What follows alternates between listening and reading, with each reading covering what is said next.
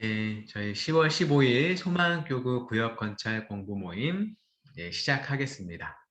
우리 다 함께 찬송가 8장으로 우리 주님을 찬양하겠습니다.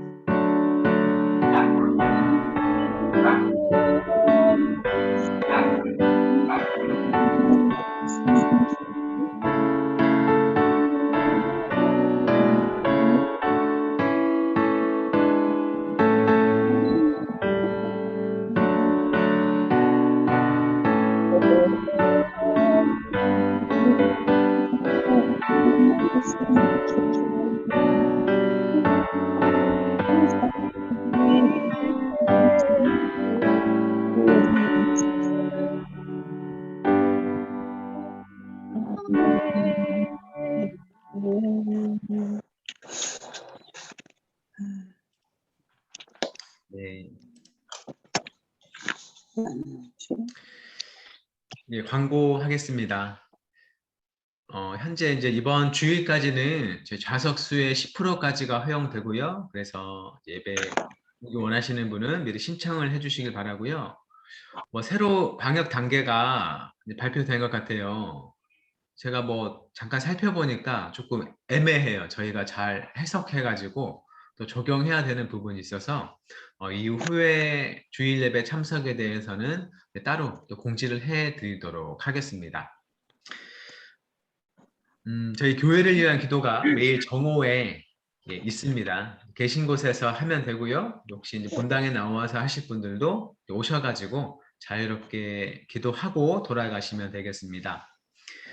그리고 하반기 건찰 공부 모임 일정이 이렇게 오늘 포함해서 이렇게 5번 있어요. 앞으로 5번 남은 시간들 동안 이제 공부도 잘 하시고 또 모임도 잘 해주셨으면 좋겠습니다. 예, 그리고 지난주 중에 또 이제 모임 한 그 결과에 대해서 또 기도 제목 등에 대해서 잘 알려주셨어요. 제가 감사드리고요. 앞으로도 이제 모임을 하실 때 변동 사항이 없으면 변동 사항이 없다고 알려주시면 되고 혹시 저희가 알아야 할 기도 제목이나 또 근황이 있다면 저에게나 또는 이제 교구 서기 권사님에게 꼭 알려주시기를 부탁드립니다. 혹시 교회 행정에 관련해서 혹시 궁금하신 점이 있을까요? 없어요. 예, 알겠습니다.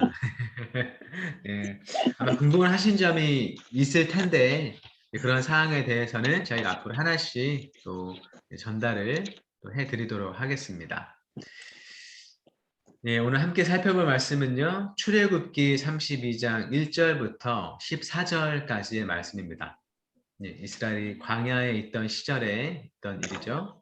신령적인 시험. 이스라엘이 어떻게 반응했는지, 또 하나님께서는 무엇을 말씀하셨는지를 함께 살펴보면 좋겠습니다.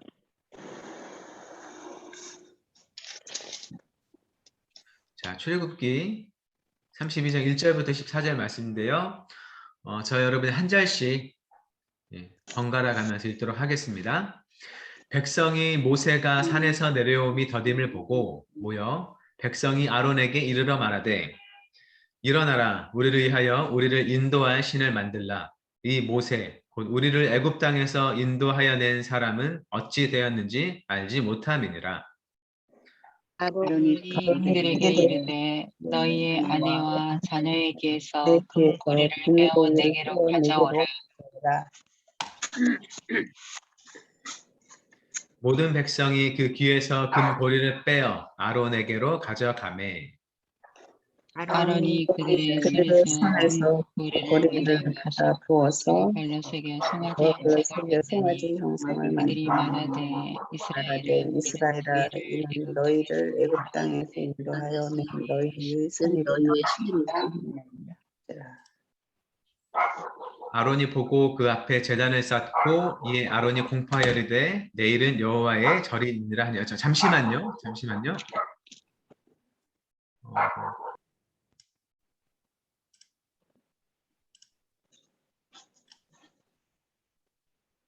네네. 네, 6절 읽어주십시오.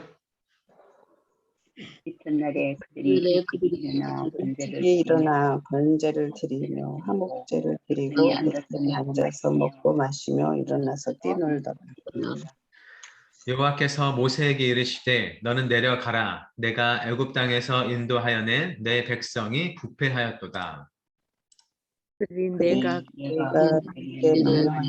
속히 떠나 자기를 위하여 청지를 만들고 그것을 예배하며 그것에 제물을 드리는 사람들 애굽 땅에서 인도하여 낸 너희의 산이라 하였도다. 여호와께서 또 모세에게 이르시되 내가 이 백성을 보니 목이 뻣뻣한 백성이로다. 그런즉 내가 하는 때마다 내가 그들에게 진노하여 그들을 진멸하고 너희를 큰 나라가 되게 하리라. 모세가 그의 하나님 여호와께 구하여 이르되 여호와여 어찌하여 그 큰 권능과 강한 손으로 애굽 땅에서 인도하여 내신 주의 백성에게 진노하시나이까. 어찌하여 애굽 사람들이 이르기를 여호와가 자기의 백성을 산에서 죽이고 지면에서 진멸하려는 악한 영으로 인도해 냈다. 그의 명령은 너를 주시고 뜻을 이루다. 주의 백성에게 이 화를 내리지 마옵소서. 이 화를 내지 마옵소서. 주의 종 아브라함과 이삭과 이스라엘을 기억하소서. 주께서 그들을 위하여 주를 가리켜 맹세하여 이르시기를 내가 너희의 자손을 하늘의 별처럼 많게 하고 내가 허락한 이 온 땅을 너희의 자손에게 주어 영원한 기업이 되게 하리라 하셨나이다. 여호와께서 뜻을 기사 말씀하시니 그들을 내리지 아니하시니라. 아멘.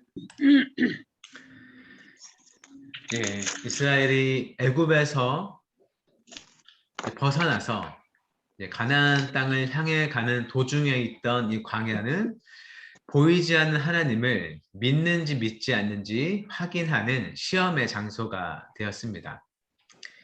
이제 이스라엘과 하나님이 언약을 맺고 그 뒤에 하나님께서 모세를 부르셔서 이제 말씀을 주기로 하셨어요. 그래서 모세가 말씀을 받기 위해 시내산에 올라가는데 이스라엘 백성들이 좀 모세가 돌아올 때가 되었다 생각했지만 계속 오지 않았던 것이죠.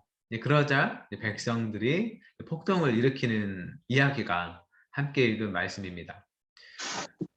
그 이야기에서 이제 백성들은 아론에게 우리를 인도할 신을 만들어 달라라고 협박하기도 하고, 그래서 아론은 그 강요에 못 이겨서 금송아지를 만들고 결국 하나님께서 이스라엘 앞에 놓아두신 그 시험, 뭐 이스라엘 하나님이 뭐 시험하려고 하지 않았지만 그들이 겪는 그런 어려움과 어떤 공동의 상황이 하나님 앞에 실패하는 그런 결과를 낳게 했죠.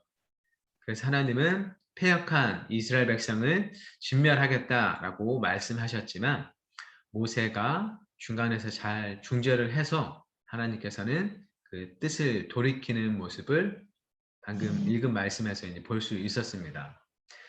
말씀을 물음에 따라서 한번 더 살펴보도록 하겠습니다. 자, 이스라엘 백성이 금송아지를 만들어서 그것을 자기들을 구원한 신으로 섬기는 그 내용이 1절부터 6절인데요. 백성이 아론에게 자기들을 인도할 신을 만들어 달라고 요구한 이유는 무엇인가요?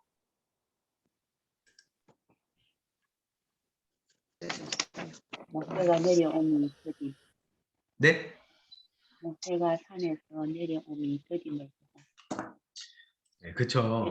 모세가 산에서 내려오는 게 너무 더뎌서 그걸 못 기다리고 이제 내려 인도할 신을 만들어 달라라고 한 겁니다. 불안하고 또 믿지 못했던 거죠. 그래서 자기들의 눈에 보이지 않는 그런 게 아니라 눈에 보여서 뻔히 우리가 의지할 수 있는 그런 신을 만들어 달라라고 얘기를 하고 있습니다. 모세가 시내산에 올라간 이유는 언약의 증거인 십계명을 하나님께로부터 받기 위해서 올라갔죠. 그렇게 모세는 하나님 앞에 있고 하나님께서도 이스라엘을 위해서 사실 십계명을 친히 새기셔가지고 주려고 하고 계세요.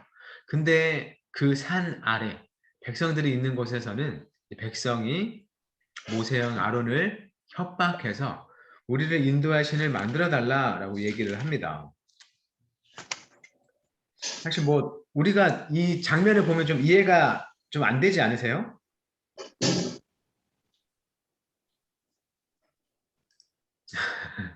좀 어떠세요? 이런 모습이 이해가 잘 되세요? 되지 않죠. 좀 이해가 좀 잘 안 되죠. 왜냐면 우리가 이 출애굽기 이야기를 살펴보면 이스라엘에 나온 과정은 결코 이건 그냥 일반적인 어떤 단순한 어떤 힘이 센 사람이 일반적인 모습으로 이스라엘을 건져낸 모습도 아니고 좀 하나님께서 기적과 같은 그런 능력들을 행하셔서 이렇게 나온 거란 말이에요. 그리고 광야에 들어와서도 뭐 배고프다고 하니까 뭐 만나와 메추라기가 있고 반석에서 물이 나오고 또 산에 임하신 그 하나님의 어떤 두려운 모습을 봤잖아요. 그래서 자기네들이 모세에게 하나님이 우리에게 직접 말하지 않게 하시고 모세 당신이 좀 듣고 와서 그 얘기를 좀 전해달라라고 할 정도로 굉장히 하나님을 두려워하는 그런 모습을 보였단 말이에요. 근데 좀 시간이 아마 모세가 있었던 시간이 40일인데 그 한 달하고 열흘 되는 시간을 잘 못 기다려서 인도의 신을 만들어 달라라고 이렇게 협박하고 우상을 만드는 건 사실 좀 상식적으로 좀 이해가 안 되는 모습인 것 같아요. 이제 우리가 사실 그 상황이 있지 못하기 때문에 쉽게 말할 수는 없겠지만 그냥 이야기를 이렇게 단숨에 우리가 읽어 나간다면 단숨에 읽어 나갈 때는 좀 이해하지 좀 못할 모습, 너무나 이 마음이 심정이 급격히 변하는 게 아닌가 하는 그런 생각이 듭니다. 근데 이제 이런 모습이 사실 이제 우리에게도 똑같이 말씀하는 거죠. 우리도 하나님께 기도하고 뭔가를 구하지만 그게 당장 이루어지지 않을 때, 기도 응답이 되지 않을 때 하나님이 아닌 어떤 다른 것을 의지하려는 모습, 하나님께 요청했던 게 이루어지지 않을 때 하나님이 아닌 다른 것들, 뭐 돈이나 사람이나 아니면 내가 쓸 수 있는 수단을 찾고 그것을 의존하는 모습이 바로 이런 모습이 아닐까 생각을 해봅니다. 우리를 인도한 신을 만들어 달라는 것, 그것 자체가 우리도 이제 하나님이 안 해주시니까 너가 나의 하나님이 돼서 나의 문제를 해결해줘 라는 모습과 좀 비슷하지 않나 그런 생각이 듭니다. 여기서 말하는 것처럼 불과 언약을 맺은 지 40일도 안 됐는데 모세가 더디 내려오는 걸 참지 못하고 우리를 인도할 신을 만들어 달라고 요구하고 있습니다. 이 모습은 이제 모세가 없어서 이제 지도력 공백으로 인해서 이제 군중의 불안 심리가 촉발돼서 이렇게 된 게 아니다라고 설명을 하는데, 물론 그런 것도 있겠지만요. 그것보다 더한 게 마침 지도자가 없을 때 자기들의 마음속에 있는 자기 욕구를 채우고자 하는 그런 탐욕이 어떤 우상을 만들어서 그것을 우전하려는 그런 꾀를 낸 것이다라고 좀 볼 수도 있겠습니다. 사실 이들이 만난 하나님은 어쩌면 이스라엘이 불만을 갖고 불평을 갖게 하는 그런 하나님이잖아요. 좀 자기들이 원하지만 즉각 원하는 대로 이루어지지 않고, 그런 하나님보다는 자기들이 요구할 수 있고 자기들이 다스릴 수 있는, 요청을 하면 즉각 들어주는 그런 신을 원하는 마음이 있었던 것 같아요. 이스라엘 애굽에서 나온 지 얼마 안 됐기 때문에 그런 마음이 단련되지 못하고 하나님 앞에 불순종하는, 하나님이 아닌 다른 것을 섬기고자 하는 그런 모습을 보여주고 있습니다. 2번 문제 보겠습니다. 아론은 금송아지를 만들고 나서 그것을 뭐라고 칭합니까? 뭐라고 부르나요?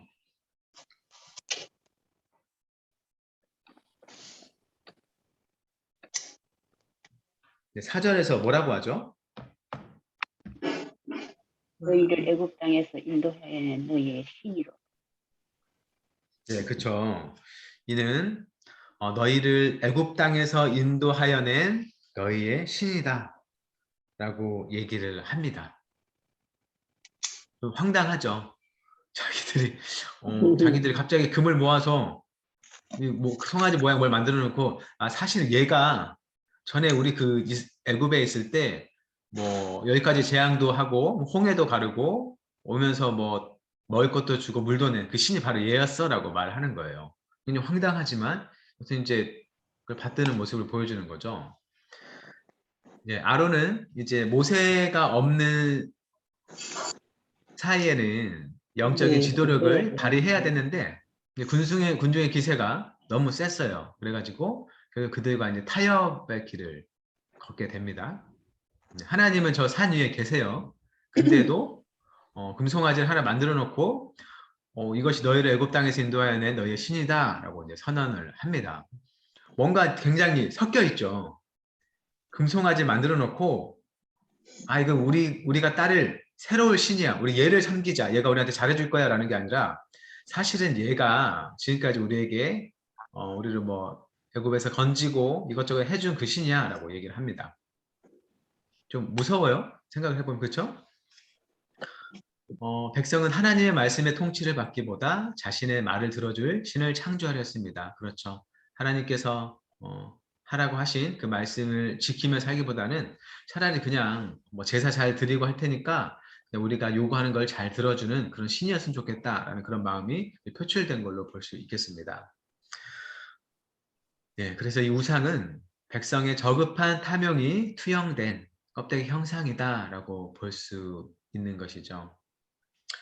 사실 이 우상을 섬긴다는 것도 어떤 하나님과 같은 존재로 정말 자기 삶에 있어서 굉장히 귀한 존재로 높여주려는 목적이 아니라 그 우상을 통해서 자기를 만족시키고 자기의 필요를 채우려 하는 게 가장 큰 이유이겠습니다.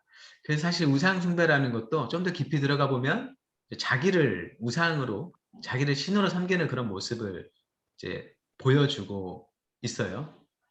우리가 생각해보면 하나님과 내가 있고 내가 하나님을 섬기든지 아니면 다른 걸 섬기든지 그 문제가 아니라, 항상 무언가를 더 깊이 생각해보면 내가 하나님을 섬기든지 아니면 나를 섬기든지 그 둘로 나뉘는 것 같아요. 그런 모습을 우리 또 마음 안에서도 잘 살펴봤으면 좋겠습니다. 3번 문제 보겠습니다. 아론은 그 금송아지 앞에 제단을 쌓으면서 내일이 누구의 절기라고 표현합니까? 선포합니까? 라고 하죠. 내일은 누구의 절기라고 얘기를 하나요? 여호와의 절기를. 그렇죠. 내일은 여호와의 절일이다 라고 얘기를 합니다. 그리고 이 송아지가 바로 그 여호와다 라고 얘기를 하고 있어요. 막 제사를 드리죠. 뛰놀고.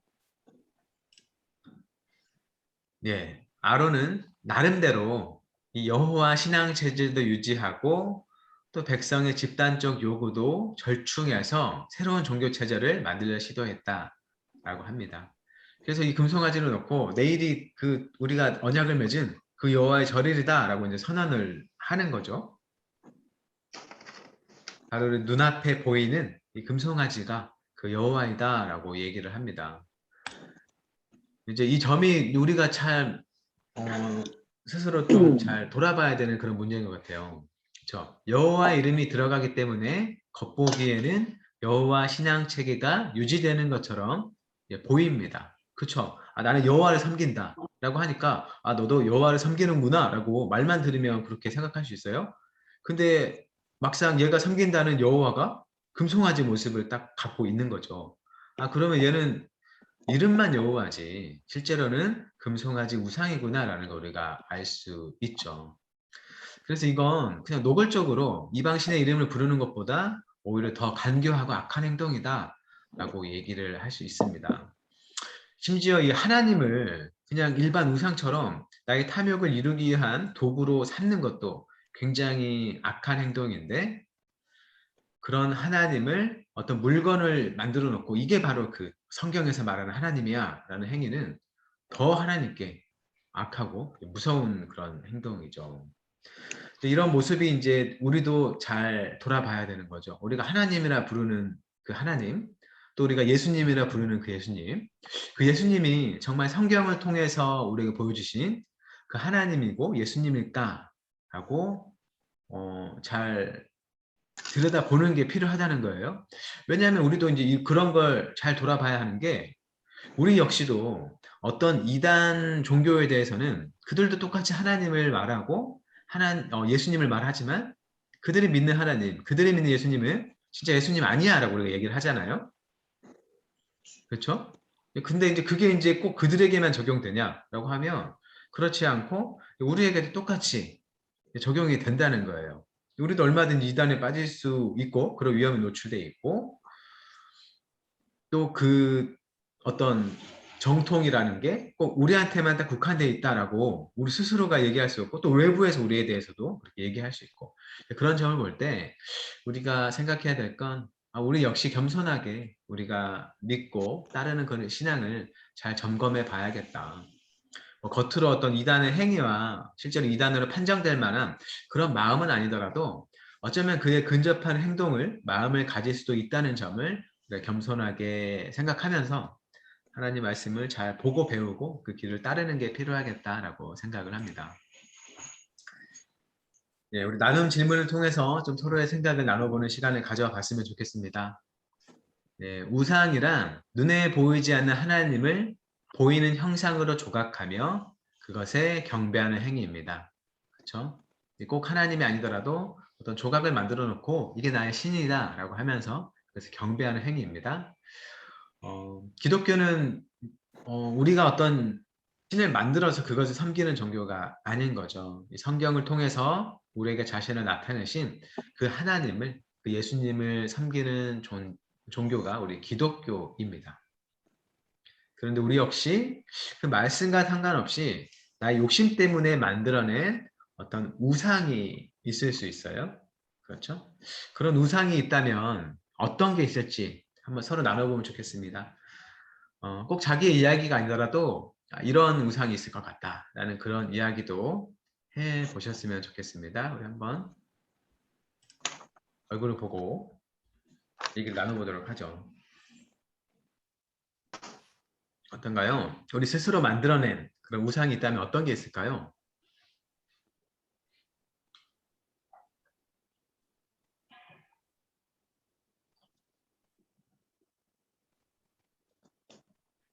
없어요.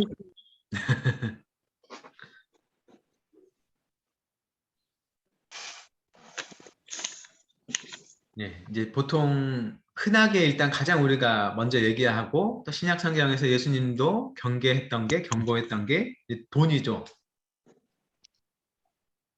예수님께서도 하나님과 재물을 겸하여 섬길 수 없다라고 얘기를 합니다.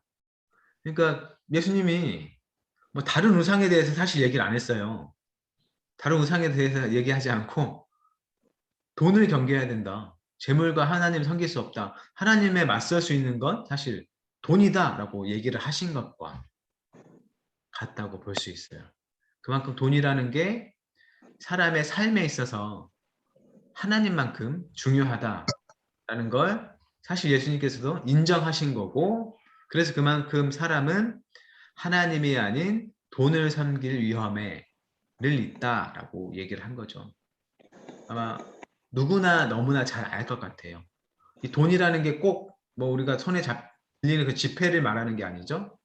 이 물질의 세상, 뭐 먹고 마시는 모든 것들, 우리가 배고플 때 우리 배를 채워주고, 추울 때 우리를 입혀주고, 따뜻하게 잠을 잘 수 있게 해주는 뭐 그런 이 세계에 있는 그런 물질들, 그 모든 것들을 그냥 돈이다라고 얘기를 할 수 있을 것 같아요. 나의 육체를 생존케 하는 그 무엇, 그 무엇 자체를 그래도 필요하지만 그게 하나님이 되지 않도록 경계해야 된다라고 얘기를 하십니다. 첫째는 돈을 생각할 수 있고요. 또 뭐가 있을까요? 아마 이미 뭐 설교를 통해서 많이 다 들어보셨을 것 같아요. 우리가 우상으로 섬길 수 있는 그런 것들.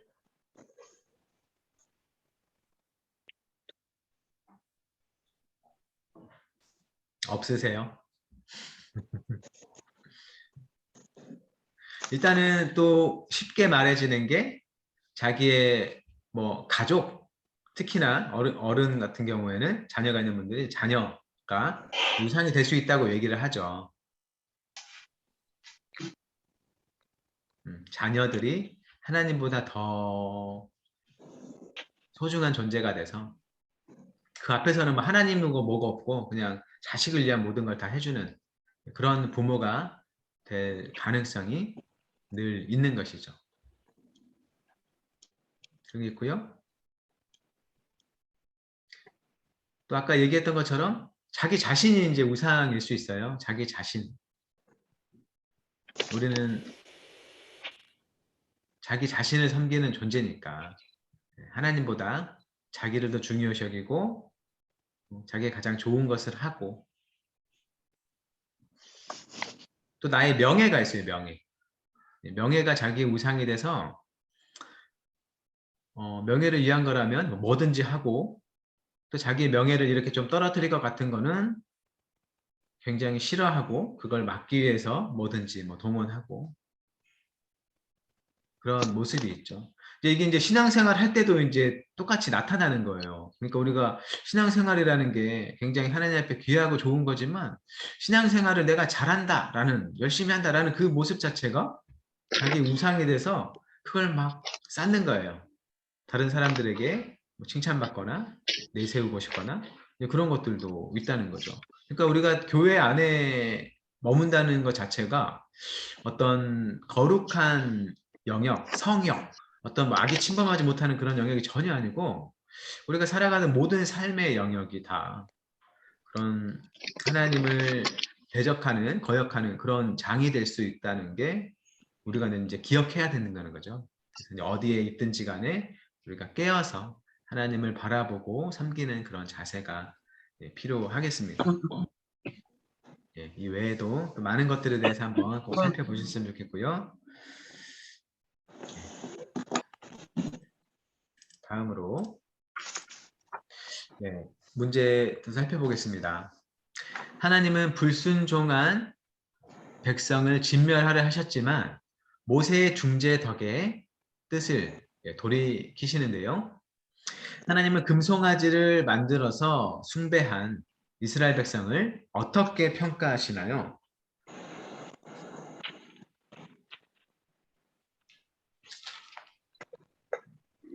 목이 뻣뻣한. 부패? 네, 부패했다. 그리고 또 9절에 보니까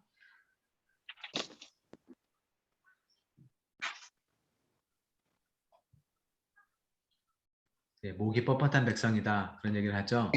힘이 부패했다, 목이 뻣뻣한 백성이다 라고 평가를 하고 계십니다.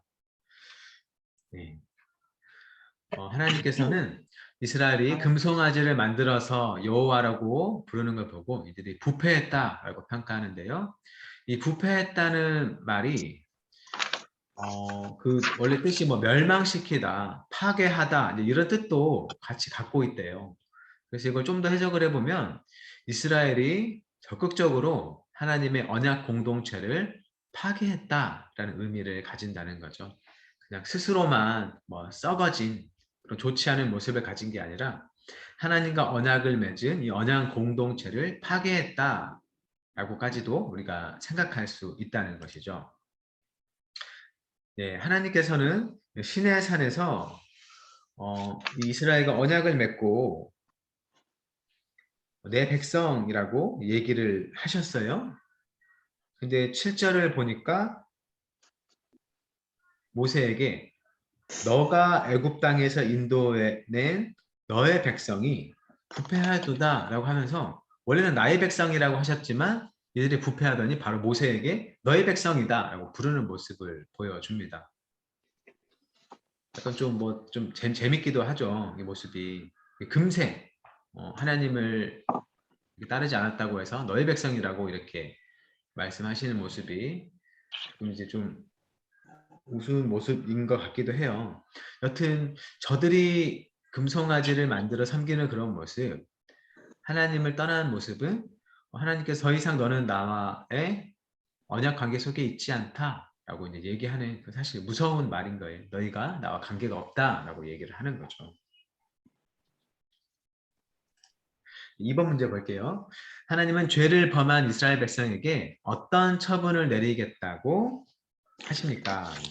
10절에 보면 뭐라고 하나요?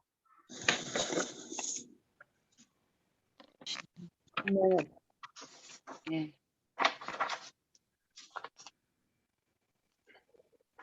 네. 내가 내 마음대로 행동하겠다. 네. 그렇죠. 내가 내 마음대로 행동하겠다. 그 내용이 뭐냐면 내가 저 이스라엘 백성을 다 진멸하고 모세 너를 큰 나라가 되게 하겠다라고 하십니다. 이스라엘 백성을 다 없애버리고 모세를 통해서 큰 나라를 만들겠다라고 얘기를 합니다. 모세는 이 말을 들을 때 어땠을까? 여러분이라면 어떻겠어요? 그 자리에서 물론 뭐 나와 함께 나온 백성들은 진멸 당하겠지만 나에게 나를 통해 큰 나라를 세워주겠다라고 하면 또 어떤 사람들은 네 그러십시오라고도 할 것 같아요.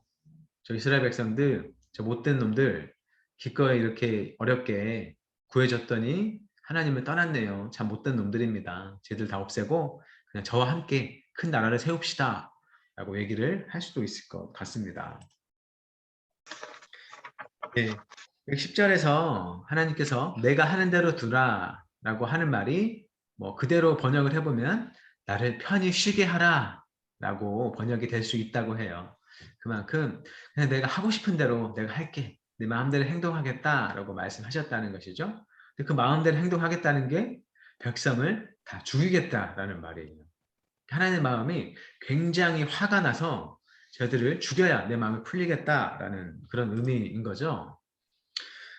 그래서 하나님께서는 이스라엘을 먼저 하나님과의 언약 관계를 파괴했기 때문에 내가 그 관계를 끊고 또 그들을 그렇게 한 저들의 일에 대해서 내가 심판을 내리겠다라고 얘기를 하는 겁니다.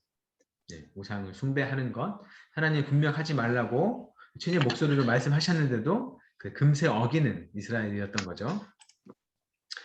3번 문제를 볼게요. 하나님이 진노하실 때 모세는 어떻게 기도합니까? 11절부터 13절 굉장히 긴 구절일 텐데요. 그 주 내용이 무엇인가요?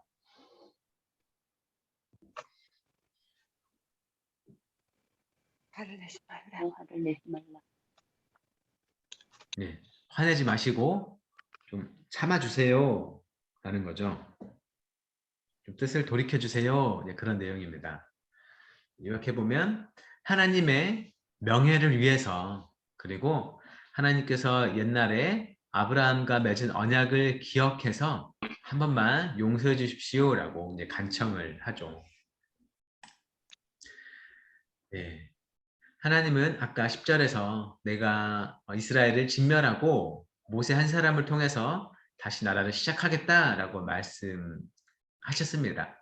하지만 모세는 이스라엘이 정말 잘못했지만 그래도 한 번만 긍휼을 베풀어 주십시오라고 하나님께 간청을 합니다. 두 가지 이유를 얘기하고 있죠. 첫째는 아브라함 이후로 이스라엘에게 주신 그 언약, 언약 그렇게 약속을 하셨잖아요. 우리가 비록 잘못했지만 우리를 용서해 주시고 다시 받아 주십시오 라고 하는 것이고, 하나는 하나님의 명예가 실추됩니다. 하나님께서 잔혹한 신으로 세상에 알려질 수 있다는 것이죠. 기껏 하나님께서 힘들게 이스라엘을 애굽에서 이렇게 데려와 놓고 산에서 이들을 죽인다는 게 말이 됩니까? 오히려 이 사실을 이집트 사람이 알게 되면 저 여호와라는 신이 자기 백성을 산에서 죽이려고 우리에게서 빼앗아 갔다. 진짜 나쁜 신이다 라고 얘기할 거란 거죠. 그래서 모세는 그런 두 가지 이유를 대면서 하나님께서 분명 모세를 통해서 큰 나라를 이루겠다라고 말씀하셨지만 그 제안을 거절하고 우리 백성을 한 번만 용서해 주셔서 우리 가운데 함께 해주시고 우리에게 약속하신 그 일을 이루어 주세요 라고 얘기를 합니다. 결국 자기 생명 하나 건지면 된다는 생각 대신에 공동체의 미래를 위해서 공적으로 중보 기도를 하고 있는 것이죠. 그래서 하나님께서는 하나님의 그 뜻을 돌이키십니다. 나눔 질문 보고 함께 얘기해 봤으면 좋겠습니다. 하나님은 자신이 명령한 길을 속히 떠난 이스라엘 백성에게 진노하십니다. 차마 나의 백성이라 부를 수 없어서 너의 복생, 너의 백성, 너 모세의 백성이다 라고 얘기를 하시죠. 그런 것처럼 혹시 나의 모습 또는 우리가 속한 공동체 안에 하나님이 실망하시고 진노하실 만한 모습은 어떤 게 있을지 있다면 그걸 바로잡기 위해서 우리가 무엇을 해야 할지 한번 나눠보는 시간을 가져봤으면 좋겠습니다.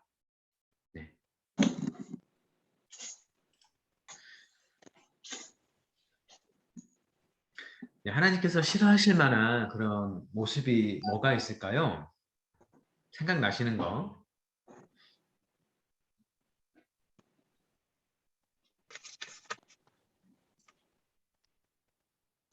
그 부부관계에서 남편이 조금 앞에서 뭐라고 그럴 때 막 화내고 그러는 거. 네. 남편 부부 관계에서 이제 서로 배우자에게 서로 화내는 그런 모습. 그런 모습이 뭐 있을 수도 있죠. 수도 있고. 뭐가 있을까요? 우리 공동체가 하나님 앞에 꼭 화를 낼 그럴 건 아니더라도 뭔가 이런 부분이 우리 교회는 좀 더 발전이 됐으면 좋겠다. 이런 부분이 좀 채워졌으면 좋겠다. 그런 모습도 있죠. 순종하지 않는 거. 순종하지 않는 거. 어떤 부분에 대한 순종이 없는 걸까요?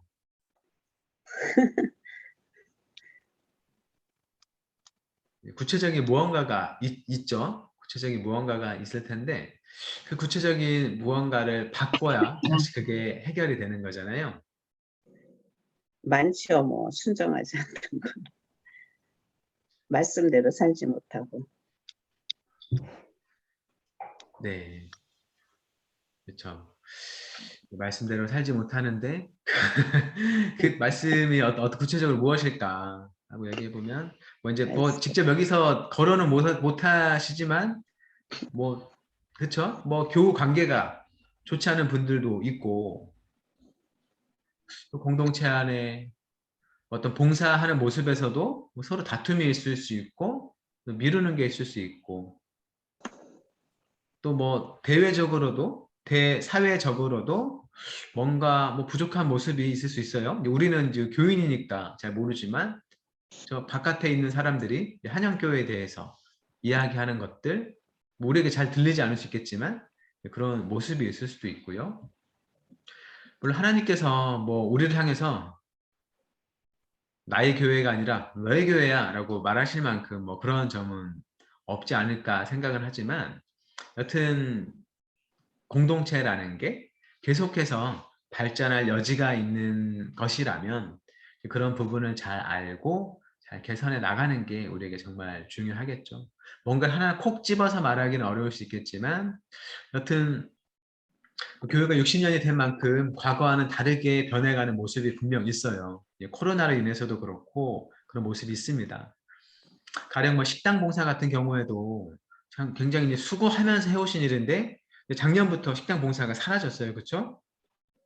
이제 이 식당 봉사가 다시 만약에 생겨나게 될 경우에 거기 들어가서 수고하는 일에 대해서도 아마 얘기가 언젠간 나오겠죠. 그렇죠?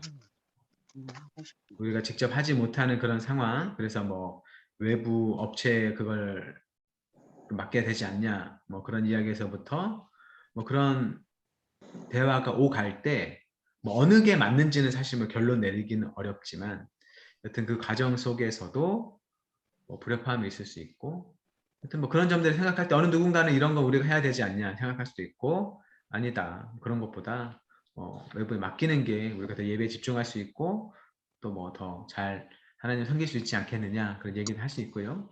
뭐 이제 가령 이제 그런 이야기도 있을 수 있고요. 또 우리가 변해야 될 모습에 대해서 관심을 갖고 잘 살펴보고 또 그것에 응하는 게 필요하겠습니다. 그 다음 문제 볼게요. 3번. 네, 모세는 이스라엘 백성을 주의 백성으로 다시 고쳐 부르면서 이 패역한 이스라엘 백성과 하나님 사이에서 중재를 합니다. 혹시 나에게도 이 모세처럼 간절하게 하나님의 용서와 자비를 구해야 할 사람이 주변에 있지 않은지 네, 한번 얘기를 해보는 건데요. 굉장히 더 어렵죠, 얘기가. 근데 주변에 누구를 말한다는 건 사실 여기서 말하는 건 가능하지 않을 것 같고 여튼 주변에 다들 계실 거예요. 예, 계시죠, 주변에. 왜 없겠어요. 믿지 않는 사람이면 그렇겠고 더욱 그렇겠고 믿는 사람이라도 뭔가 그 마음이 떠나 있고 뭔가 예전과 같지 않은 그런 힘겨움 속에 있다면 여튼 하나님의 그 은혜의 영역 속에 은혜의 자리로 돌아올 수 있도록 기도하는 게 필요하겠습니다. 여튼 우리가 본문을 보면서 생각해야 될 건 우리가 하나님을 섬기는 그 모습이 늘 순전하기는 참 어렵구나라는 걸 좀 기억했으면 좋을 것 같아요. 뭐 이스라엘 백성이라고 뭐 우리와 다르게 굉장히 영적으로 막 저질이고 부패해서 하나님이 엄청난 은혜를 쏟아 부어도 참 변하지 않고 우상을 섬길 그런 악한 악질들이란 게 아니고 그냥 이스라엘 백성의 모습이 사실 우리의 모습을 보여주는 거죠. 성경은 항상 이제 우리에게 얘기를 하는 거잖아요. 그래서 우리 역시 하나님을 섬기고 또 예배하면서 살아가지만 그럼에도 우리가 하나님을 속히 떠나서 나만의 우상을 만들려 하는 그런 모습은 없는지 하나님께 기도한 지 얼마 안 됐는데 바로 돌아서서 하나님을 대신할 나의 무언가를 찾아서 그것으로 하여금 나를 만족해 하는 그러한 삶의 모습은 없는지 잘 돌아봐야겠고요. 또 모세가 우리에게 보여준 그런 모습 하나님께서 나에게 해주고자 하는 그 일이 사실 그보다 더 큰 하나님 앞에 더 귀하게 받아들여질 그것보다 나에게 더 가까이 다가와 있는 건 아닌지 공동체를 위하는 생각보다 나 개인의 유익을 구하는 그런 마음이 나에게 좀 깊이 혹시 있지는 않은지 그런 것도 돌아봤으면 좋겠고요. 여튼 오늘 함께 살펴본 본문이 우리에게 주는 그런 경고와 또 교훈도 여러 가지가 있는 것 같습니다. 오늘 혹시 말씀 살펴보면서 좀 느낀 부분이 좀 더 있으실까요? 어떤 부분에서 나는 좀 이런 게 좀 마음에 와닿았다. 그런 부분이 혹시 있을까요?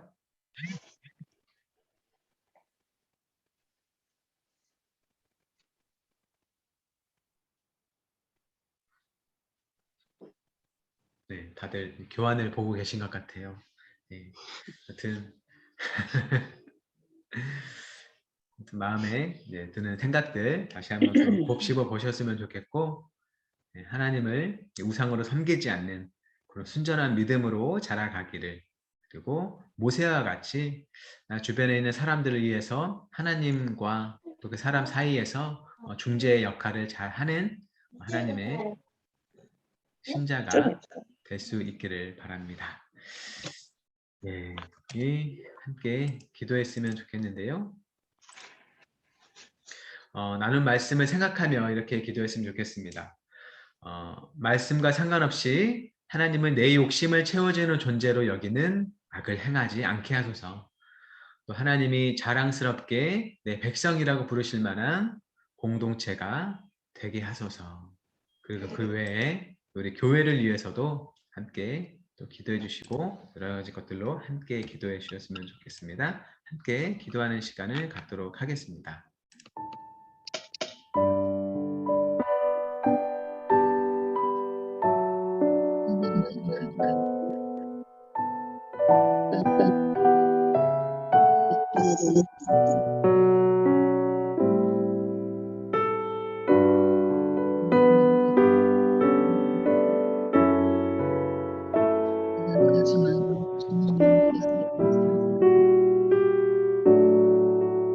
이런 말씀처럼 우리가 주님 앞에 가까이 가야 되는데 그러나 보면 핑계로 주님 전에 하는 걸 소홀히 일정이 내게 말씀하여 주옵소서.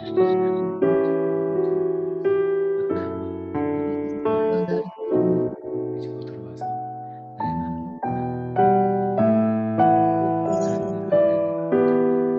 나의 마음을 살게 주시는 사랑으로만 나를 가르쳐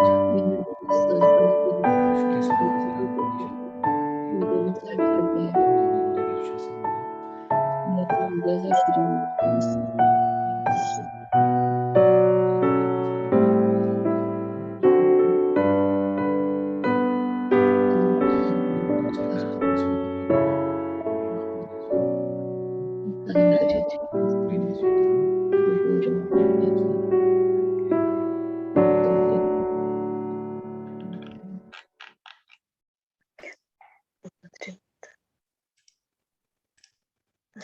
네, 기도하겠습니다. 사랑의 하나님, 오늘 또 권찰 공부 모임으로 우리를 불러주셔서 하나님의 말씀을 함께 살펴보며 또 우리 자신을 돌아보게 하시니 감사를 드립니다. 하나님, 모세가 십계명 돌판을 받기 위해 하나님께 나아갔을 때 그 자리를 비웠을 때 산 아래에 있던 이스라엘 백성들이 참으로 그 마음이 부패하여서 금송아지를 만들고 그것을 여호와라 부르며 우상을 섬기는 모습을 우리가 보았습니다. 그런 그들을 향하여서 주님께서 진노하실 때에 모세가 그 백성과 하나님 사이에 중재자가 되어서 이스라엘 백성을 위하여 강구하여 하나님의 마음을 돌이키는 모습을 우리가 보았습니다. 하나님, 참으로 이 이야기를 듣는 것이 그저 저 이스라엘 저들만의 이야기로만 남지 않게 하시고 우리 삶을 주님 앞에 돌아보는 귀한 이야기 될 수 있도록 우리 가운데 역사하여 주옵소서. 우리가 하나님을 섬기고 예배하고 주님께 기도하며 살아가지만 어느 순간 주님을 떠나서 우리만을 위한 우상을 만들며 살아가고는 있지는 않은지 우리 자신을 돌아보게 하옵소서. 우리 입술에 두신 그 하나님과 예수님과 성령님의 이름이 참 귀한데 그것을 망령되이 일컬으며 그것을 통해서 그저 나의 탐욕을 이루려 하는 도구로 삼는 건 아닌지 우리가 우리 자신을 잘 살펴보게 하시고 그런 마음이 있다면 참으로 하나님 앞에 회개하며 참된 하나님께 돌아와서 주를 섬기며 살아갈 수 있도록 주여 도와주옵소서. 하나님, 참으로 모세가 이스라엘과 하나님 사이에서 그 역할을 너무나 잘 감당하여서 하나님의 진노를 돌이키고 다시 한번 그들에게 새로운 길을 열게 하시는 그 모습을 봅니다. 하나님, 내가 누군가의 잘못과 그들 하나님에게서 떠나 있는 모습을 볼 때에 그들을 판단하거나 정죄하는 것을 그치지 않게 하시고 참으로 그로 인해서 그들이 당할 심판을 우리가 안타까이 여김으로 그들을 불쌍히 여기는 마음으로 하나님께 간구할 수 있도록 주여 도와주옵소서. 하나님께서 각 사람을 사랑하시는 그 마음을 우리에게도 동일하게 부어주셔서 그 마음을 가지고 주 앞에 나아가 간구하며 주께서 이 세상을 향하여 가지신 그 모든 심판과 그 진노를 돌이키며 이 세상이 하나님을 섬기는데 그렇게 나아가는 데에 귀하게 사용되는 전도자가 될 수 있도록 하나님의 귀한 성도가 될 수 있도록 우리와 함께 하여 주옵소서. 참으로 우리 교회 공동체가 하나님께서 보실 때에 나의 귀한 백성임의 교회라고 부를 만한 그런 공동체 될 수 있도록 우리가 서 있는 각자의 자리에서 성실하게 우리 책임을 다하며 이 교회를 아름답게 주 앞에 가꾸어 나가도록 우리의 발걸음을 인도하여 주옵소서. 아멘. 하나님 우리에게 맡겨주신 또 교회원들이 참으로 귀합니다. 그 한 명 한 명의 삶을 우리가 관심 있고 또 사랑으로 잘 바라볼 수 있도록 주여 도와주시고 우리에게 맡겨주신 그들을 위한 기도의 임무를 잘 수행하며 그 한 사람 한 사람을 주께 가까이 늘 이끌어갈 수 있도록 주여 도와주옵소서. 우리에게 베풀어 주시는 주님의 그 은혜의 말씀이 우리에게 힘이 될 뿐만 아니라 우리와 함께하는 이들에게 참 위로가 되고 참 가르침이 되고 참 힘이 될 수 있도록 우리와 함께하여 주옵소서. 우리에게 맡겨주신 구역장과 부구역장의 그 일이 우리에게 무거운 짐으로만 다가오지 않게 하시고 또 그 자리를 통하여서 주께서 부어주시는 여러 귀한 은혜가 우리 삶 가운데 임하고 또 우리가 주를 섬기느라 또 미처 챙기지 못한 우리 많은 삶의 영역들을 주님께서 하나하나 살펴주셔서 주께서 부족하지 않도록 채워주시기를 주 앞에 간구합니다.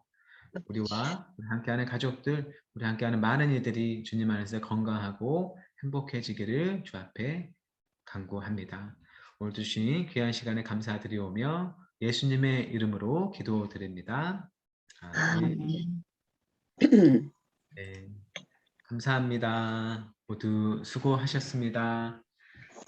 한 주간 잘 지내시고요. 나중에 또 뵙도록 하겠습니다. 모두 수고하셨습니다. 수고하셨습니다. 네. 고맙습니다.